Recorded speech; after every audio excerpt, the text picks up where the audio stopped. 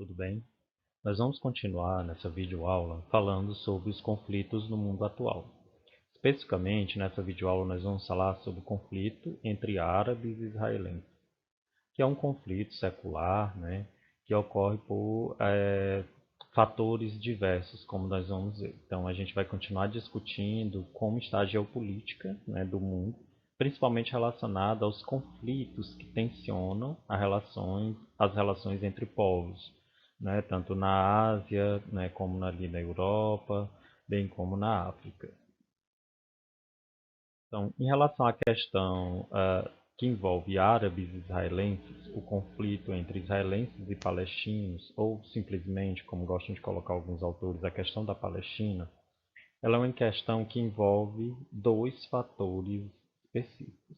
Na região convive uma diversidade étnica, Nós temos ali judeus, nós temos árabes, Nós temos nessa região também uma diversidade religiosa, Nós temos os adeptos do cristianismo, do muçulmanismo, do catolicismo e do judaísmo. Então, essa diversidade étnica, da formação dos povos, religiosa, bem como também cultural, interfere diretamente no processo de estabelecimento de paz na região, da formação de estados específicos para uma determinada nação. A gente já discutiu anteriormente que o conceito de nação está ligado a um povo que tem uma identidade cultural, que tem uma história. Então, toda nação, ela precisa de um território. E um dos problemas que envolve essa região aí é justamente esse processo de ocupação. Ele é tenso, desde a origem, dessa região, que é conhecida como sagrada para judeus e palestinos, muçulmanos e judeus, bem como para cristãos, e ela é conhecida como a terra prometida aos hebreus, terra onde corre leite e mel, Está ali nas Sagradas Escrituras, por isso mesmo é uma região bastante tensionada do ponto de vista político. Então explicam as tensões entre árabes e israelenses.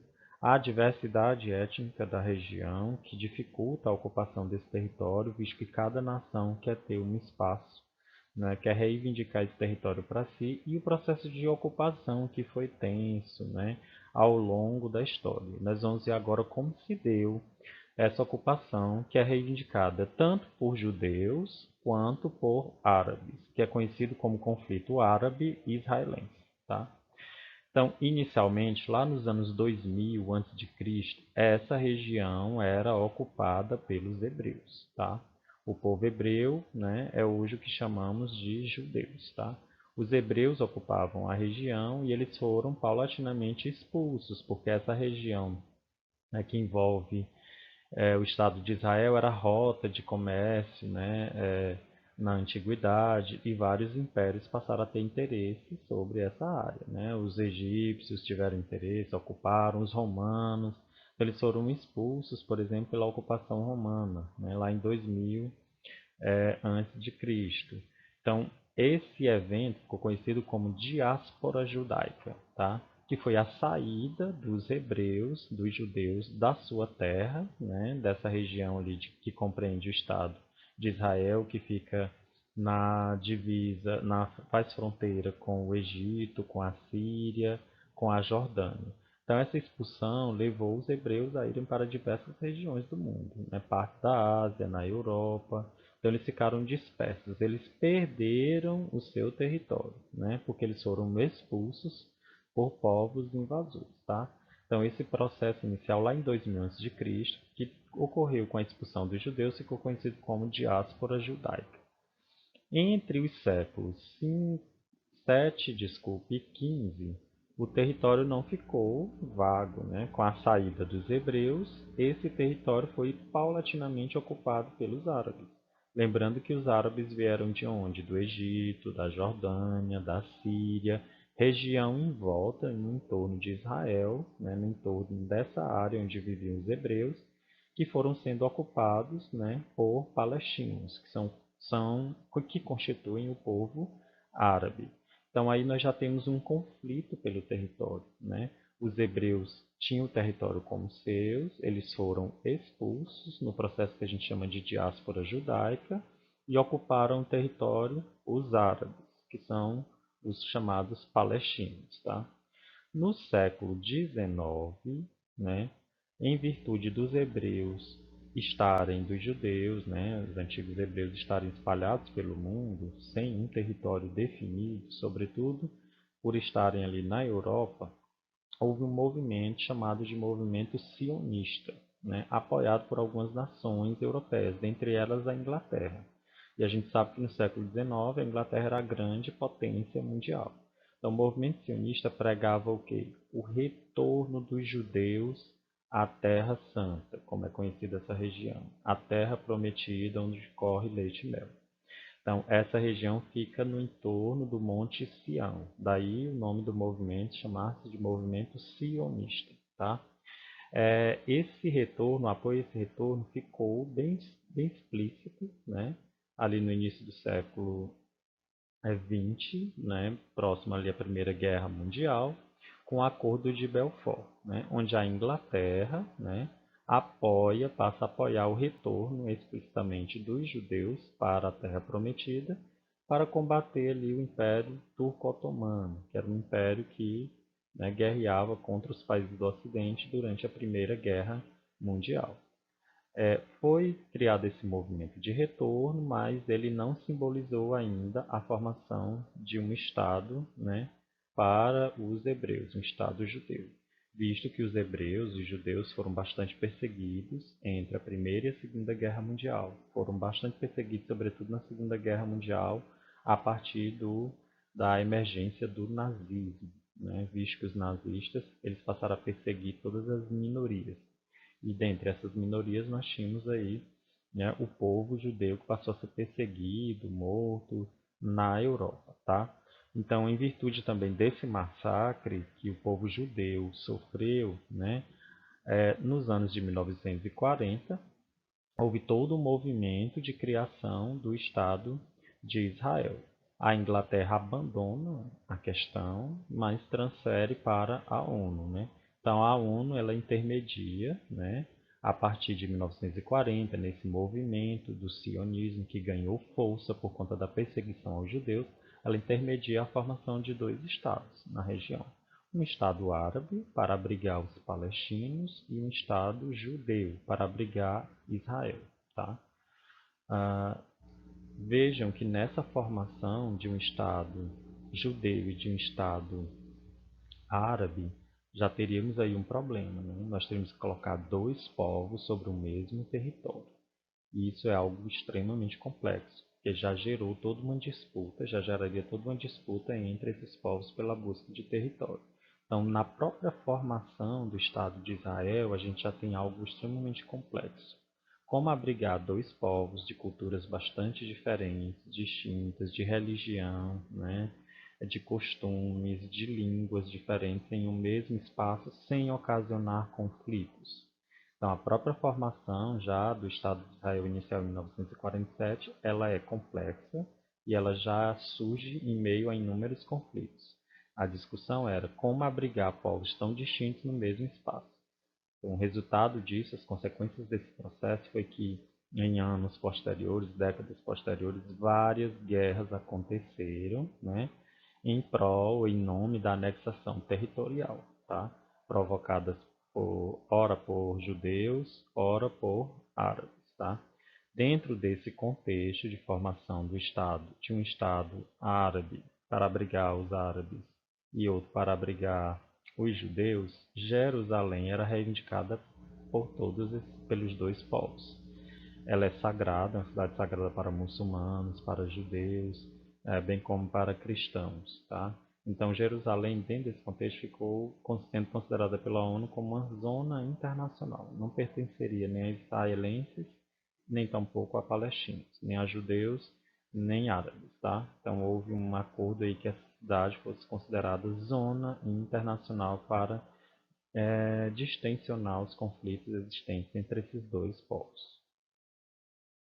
Então, nós temos aqui nessa página um mapa da formação inicial de Israel, tá? Do Estado de Israel. onde nós temos aqui o ano de 1947, que marcou, né, a primeira formação do Estado de Israel nesse movimento sionista, tá? Movimento de retorno dos judeus à Terra Santa. Então, nessa área nós temos aqui, na cor mais escura, marrom, uma área de predomínio judeu. Os judeus ficaram com a maior parte do território, 56,5%. Isso gerou muitos problemas depois, porque não houve uma partilha igual do território para os dois estados. Houve uma supremacia da ocupação dos judeus sobre os árabes, que diziam: nós já estamos na região, como é que nós ocupamos a região e vamos perder espaço e território? Qual era o argumento dos judeus? Ah, nós estávamos nessa área, fomos expulsos por outros povos. Então você vê que é uma disputa difícil de ser resolvida, visto que os dois povos reivindicam o mesmo território, os dois povos têm raízes no território, ocuparam o território mesmo que em momentos distintos. Os árabes, né, os palestinos, ocuparam 42,9% da área, basicamente a região da Cisjordânia, que é essa aqui do mapa, que fica próximo da Jordânia, né?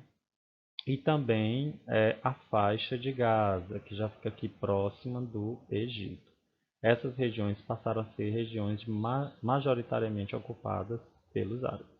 Mas vejam que essa discrepância na ocupação entre o território ocupado pelos judeus e os árabes já é um motivo para diversos conflitos que vão acontecer pós 1947, como nós vamos ver agora. Então, essa região é uma região de intensos conflitos. Esses países, Síria, Jordânia e Egito, são de maioria árabe, né, muçulmanos, e os judeus, né, que retornaram da Europa, dos países onde eles estavam dispersos, passaram a reivindicar a formação de um Estado onde eles fossem majoritários, né, um Estado de Israel. Lembrando que mesmo com a saída da Inglaterra, a partir da pós-Segunda Guerra Mundial, Israel passou a ser apoiado diretamente pelos Estados Unidos, pois os Estados Unidos tinham interesse em ter um braço ali no Oriente Médio, uma base de apoio, né? Talvez por isso Israel, e principalmente por isso, né, na verdade, os judeus passaram a ter um domínio sobre o território em relação ao povo árabe. Então, em virtude de uma ocupação judaica majoritária na região, o que é que ocorre? Os países árabes vizinhos, né, não aceitam essa ocupação majoritária dos judeus e iniciam uma guerra contra Israel, né? Guerrearam contra Israel, por exemplo, o Egito, a Jordânia, o Iraque, a Síria, países fronteiriços aí, tá? Então, em virtude dessa guerra, né, que aconteceu, Israel consegue vencê-los, né, e acaba imprimindo uma nova ocupação. Ocupa mais áreas do território que antes era ocupado pelos palestinos. Tá? Então há uma ocupação majoritária, né? Essa guerra não é vencida pelos árabes, os israelenses passam a ser vitoriosos e passam a ocupar áreas bem maiores. E alguns territórios que eram dos palestinos, né, passam a ser de controle, por exemplo, da Jordânia, a região da Cisjordânia passa a ser de controle da Jordânia e a faixa de Gaza passa a ser de controle do Egito. Então, os palestinos, os árabes passam a estar encurralados a partir dessa investida dos países vizinhos na região, e Israel amplia os seus territórios, se tornando um povo com ocupação majoritária dentro do território. Em virtude das perdas de território que os árabes tiveram, eles sentiram a necessidade de se organizar, de uma organização política. Essa organização política resultou, né, no movimento que a gente chama de OLP, que é denominada Organização para a Libertação da Palestina. Tá? Foi um movimento político organizado pelos árabes com o objetivo de fundar um Estado palestino, reivindicar um Estado palestino para a região, né, já que as ações anteriores não foram exitosas. Tá? Então, a OLP passou a orquestrar uma série de ações políticas, a buscar apoio internacional para que os árabes, né, tivessem um território definido dentro do Estado de Israel. Então, o surgimento da OLP levou também ao surgimento de grupos paramilitares, também conhecidos como grupos né, que trabalham com ações terroristas, como o Fatah. Fatah, que quer dizer em árabe conquista. O objetivo do Fatah era conquistar os territórios perdidos pelos árabes ao longo do tempo, desde a formação do Estado de Israel em 1947 até esse contexto aí, né, posterior, né, à expansão do território judeu sobre a região que era compreendida como área de ocupação dos palestinos. O Fatah acabou realizando várias ações, como explosão de carros-bombas, ações consideradas terroristas, e a OLP acabou perdendo apoio, né, político, acabou perdendo apoio popular, principalmente da comunidade internacional. Mas o grupo serviu para chamar a atenção do mundo para a necessidade, né, da criação de um território para a nação árabe, que é um povo que tinha uma identidade bem definida, uma religião, um conjunto de credos, que necessitava de um território e reivindicava também essa área que já foi ocupada por eles no passado. Tá? Em 1967, o que, que acontece? Em virtude da criação da OLP, da existência do Fatah, dos ataques terroristas provocados, articulados por esse grupo, o que é que acontece? Os israelenses investem em novos ataques. Agora, a partir de um conflito que ficou conhecido como Guerra dos 6 Dias, né? Os israelenses atacam regiões que estavam sob domínio de países vizinhos, como por exemplo a faixa de Gaza, que ficou com o Egito no último conflito, né? A península de Sinai, né? Também a região de Jerusalém, que era território internacional, e as colinas de Golã da Síria. Então, Israel, nessa nova investida, na chamada Guerra dos 6 Dias, reconquista esses territórios para os judeus, ampliando ainda mais a sua base territorial na região. É claro que Israel tem um apoio decisivo de nações ocidentais para isso, principalmente os Estados Unidos estão por trás dessa ampliação de território é, ocorrida, né, no Estado de Israel a partir de 1967. Isso gerou muito conflito na região, novas tensões, e em 1970 Israel, né, resolve assinar um primeiro acordo de paz, né, com os árabes.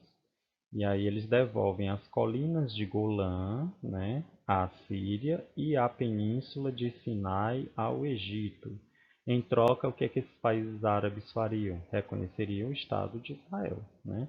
Dariam um apoio, né, direto ao Estado de Israel, né? E esses países árabes teriam seus territórios, que eram territórios seus de volta, né? Dentro desse acordo. Foi um acordo político, né? Israel tentou costurar ali com os vizinhos um acordo em que ele pudesse os judeus pudessem ser reconhecidos dentro do seu estado e que Israel saiu aí, né? Fortalecido, porque passou, né?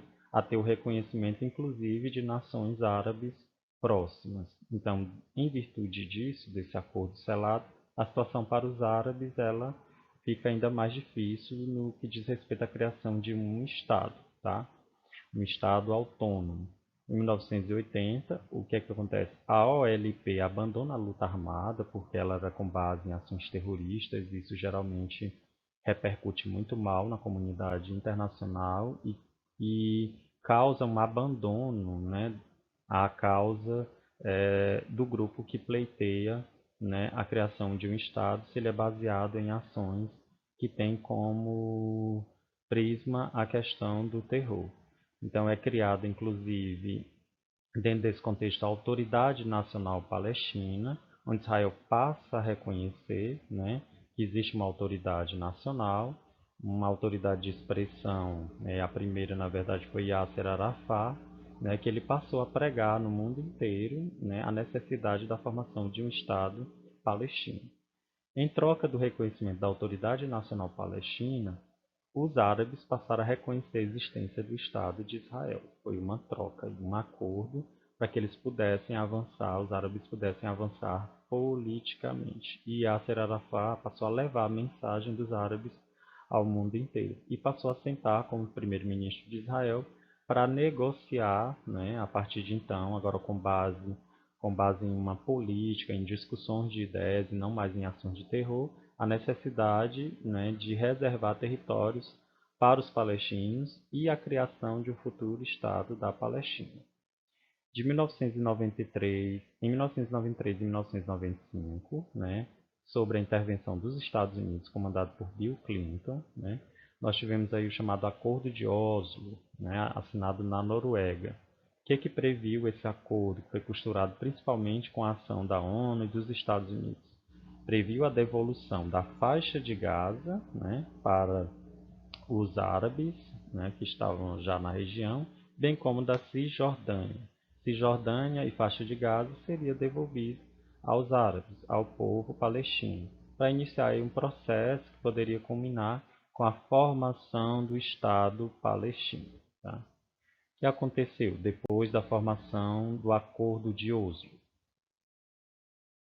Então, nós temos aqui nesse mapa, né, o que nós indicamos na aula, no slide anterior, né, a Península de Sinai, né, em 1967, foi anexada, né, por Israel, a região da Cisjordânia, bem como as colinas de Golã. Então, Israel amplia os seus territórios aqui e depois ele acaba devolvendo em 1970 com um acordo realizado com os países vizinhos. Devolve a faixa de Gaza, a península de Sinai e as colinas de Golã, ficando com a região da Cisjordânia. Com o acordo de Oslo, o que acontece? Inicia um processo, para definição como território árabe a região da Cisjordânia, que foi historicamente sempre ocupada pelos árabes, bem como a faixa de Gaza, que é essa faixa aqui estreita que fica na divisa de Israel com o Egito. O que acontece a partir disso? Esses acordos, o Acordo de Oslo, por exemplo, de 1993 e 1995, eles não foram exitosos por completo. Né? Eles começaram a fracassar porque ocorreram que impasses e divergências. Israel, né, prometeu ceder esses territórios, mas ao mesmo tempo, né, tinha uma dificuldade de desocupar essas regiões já bastante ocupadas por judeus. Né? Iniciaram-se novos conflitos. E esses conflitos foram radicalizados a partir do que a gente chama de ascensão da direita. Né? Os militantes de direita eles costumam ser extremamente nacionalistas, né, em defesa da pátria e do território. Então, a perda de território para os dirigentes de Israel a partir de 2001, sob o comando do partido Likud, seria, né, algo impensável, seria algo que iria, né, provocar uma baixa, né, no patriotismo e no nacionalismo dos israelenses. Então, a partir disso, a partir da ascensão da direita de Israel, né, o que é que a gente tem? A formação das chamadas colônias judaicas, tanto na Cisjordânia como na faixa de Gaza. O governo passou a incentivar a formação de vilas, de colônias, né, de judeus para ocuparem territórios que foram destinados aos palestinos, com o acordo de 1993 e 1995. Com isso, o que é que nós temos? Dois povos ocupando o mesmo espaço. As disputas se intensificam e passam a ocorrer, né, com medidas extremas, com combates, com bombardeios. Por isso que eu coloquei aqui uma charge representativa desse processo. Nós temos aqui à direita um palestino, né, com a representação da sua bandeira, e um israelense à esquerda. E observem que eles cada um estão aí disputando, brigando e com uma arma na mão, com uma bomba. É o que tem acontecido na região. Os impasses e divergências entre esses dois povos, as diferenças étnicas, né? A falta de diálogo, as diferenças culturais, a falta de definição do território tem provocado aí conflitos intensos e constantes. Com a formação das colônias judaicas, o fato piorou, tá? O conflito piorou. Por quê?